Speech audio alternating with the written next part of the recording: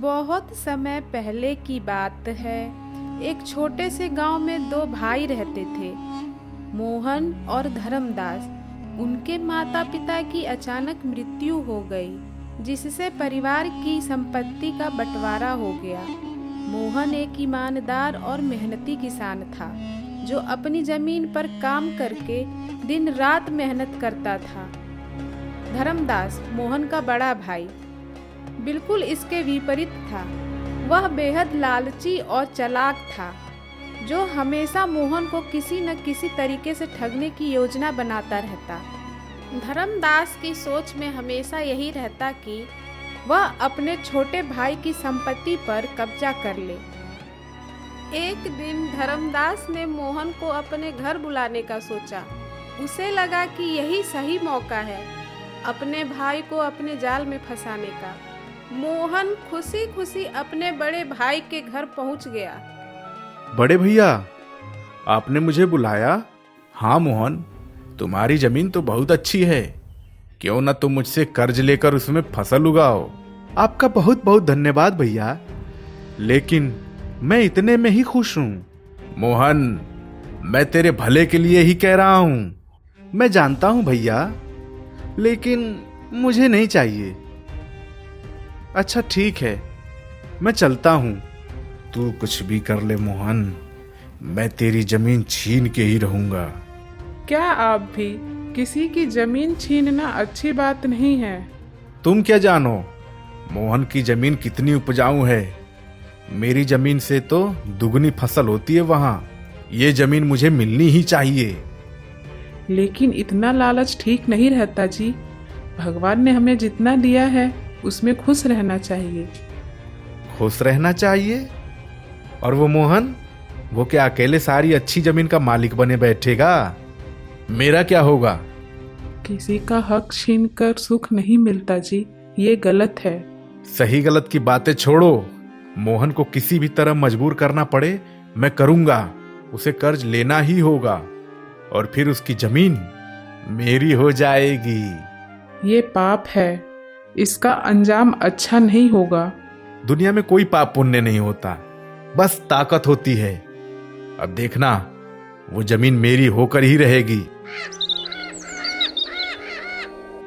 कुछ दिन बीत जाने के बाद मोहन धर्मदास के घर आया।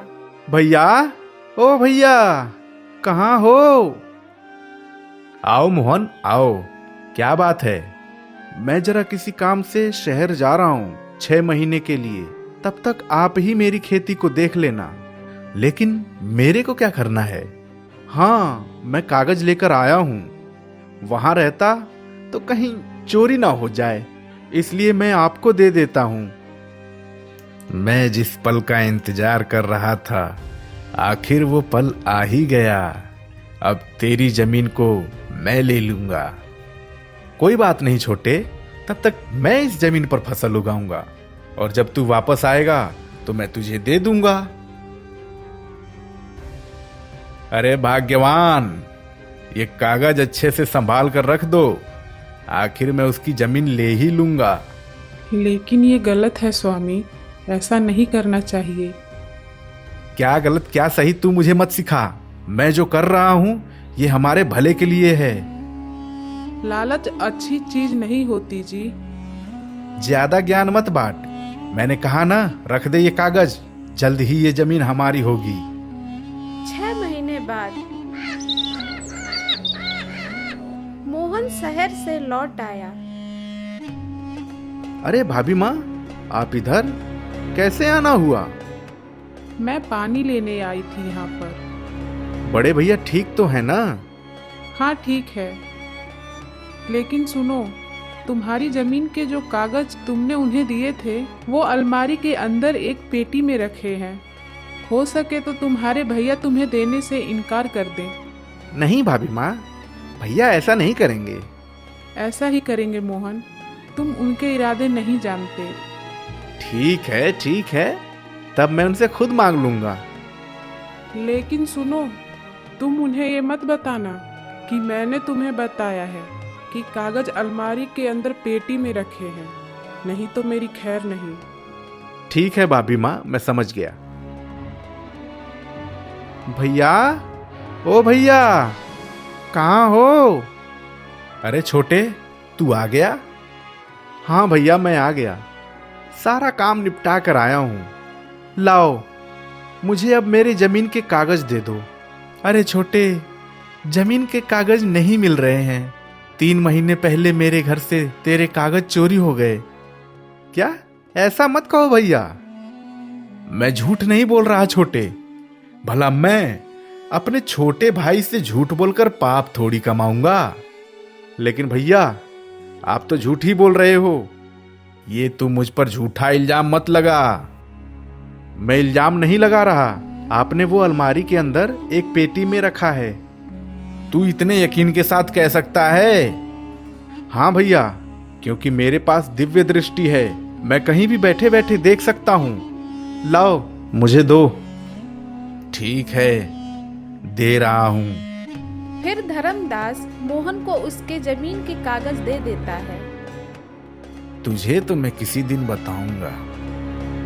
सुनो सुनो सुनो, रानी के गले का हार चोरी हो गया है। जो भी उस हार को खोज कर लाएगा, उसे राजा की ओर से बहुत बड़ा इनाम दिया जाएगा। इनाम में 10 बीघा जमीन और एक बड़ा घर शामिल है। साथ ही सोने चांदी की थैली भी दी जाएगी। जो भी हार खोज कर लाएगा, उससे राजा द्वारा निश्चित रूप से इनाम दिया जाएगा। क्या? चलो, मिल गया मौका मोहन को फंसाने का। फिर धर्मदास महाराज को मोहन की दिव्य दृष्टि के बारे में बताता है। मोहन को यहां लाया जाए। महाराज, आपने मुझे बुलाया? हाँ, सुना है तुम कुछ भी खोज सकते हो। तुम्हारे पास दिव्य दृष्टि है। लगता है मेरे भाई ने मुझे फंसाने के लिए नया चाल चला है। जी महाराज। तो महारानी का वो कीमती हार भी मुझे पता लगा कर बताओ। महारानी ना तो कुछ खा रही हैं और ना ही कुछ पी रही हैं। तो वह हार कहाँ है, मुझे बताओ और मैं तुम्हें बहुत बड़ा इनाम भी दूंगा। जी महाराज, इनाम के बारे में तो पता है। ठीक है, लेकिन अगर तुम पता नहीं लगा पाए तो तुम्हें मृत्यु दंड दिया जाएगा। तू तो फंस गया मोहन, फंस गया। बड़े भैया धर्मदास ने तुझे बहुत बुरी तरह फंसा दिया। अब मजा आएगा। दिव्य दृष्टि वाला बन रहा था, मुझसे ज्यादा होशियारी। सेठ धर्मदास से इतनी होशियारी, अब भुगतेगा। मैं आपका चेहरा देखते ही समझ गया था बड़े भैया, आपको मजा आ रहा है। लेकिन देखना अब मैं क्या करता हूं।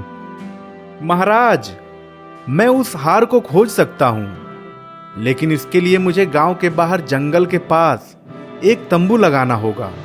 तंबू लगाने के बाद जब मैं उसमें बैठूंगा तो कोई भी आदमी या औरत अपने घर से बाहर नहीं निकलनी चाहिए, क्योंकि अगर वो बाहर निकले मैं उस हार का पता नहीं लगा पाऊंगा और मेरी दिव्य दृष्टि तब काम नहीं करेगी। ठीक है, ऐसा ही होगा। तब महाराज ने मोहन के कहे अनुसार पूरे राज्य में ढिंढोरा पिटवा दिया और घोषणा करवाई।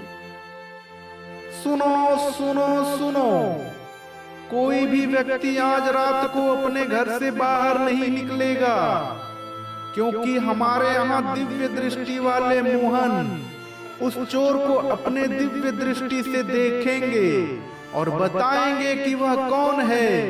इसलिए कोई भी अपने घर से बाहर ना निकले। फिर सारी व्यवस्था कर दी जाती है। मोहन तय जगह पर जाकर बैठ जाता है। बस इसी समय का इंतजार कर रहा था। मोहन ध्यान लगाने बैठ जाता है। कुछ देर बाद रात के समय वही चोर आता है जिसने महारानी का हार चुराया था। मैं अपनी गलती जल्दी से स्वीकार कर लेता हूँ, नहीं तो मेरी खैर नहीं। मोहन भैया, मेरे प्राण सिर्फ आप ही बचा सकते हैं। मेरी गलती की सजा मुझे मत दिलवाइए मोहन भैया, कृपया करके महाराज को मत बताइएगा। अरे क्या हो गया भाई, तुम इतना घबराए हुए क्यों हो? मोहन भैया, वो हार मैंने ही चोरी किया था।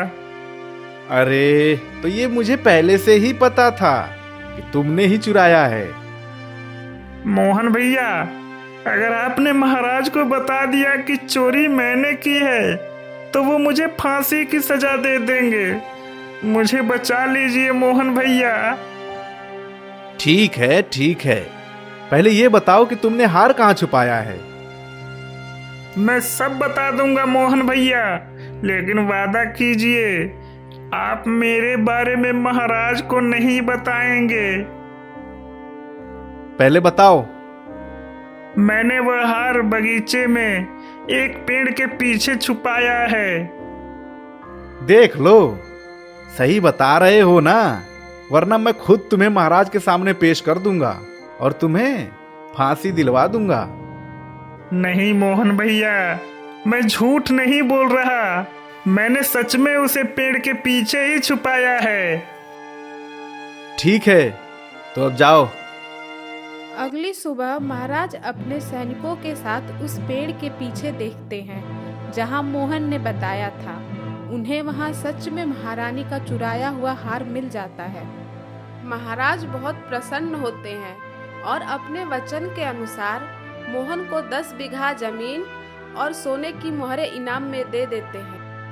अब मोहन अपने गांव का सबसे अमीर व्यक्ति बन जाता है। यह सब देखकर धर्मदास को अपने किए पर पछतावा होता है। इसके बाद मोहन अपने धन का उपयोग गरीबों की सहायता करने में लगाने लगता है।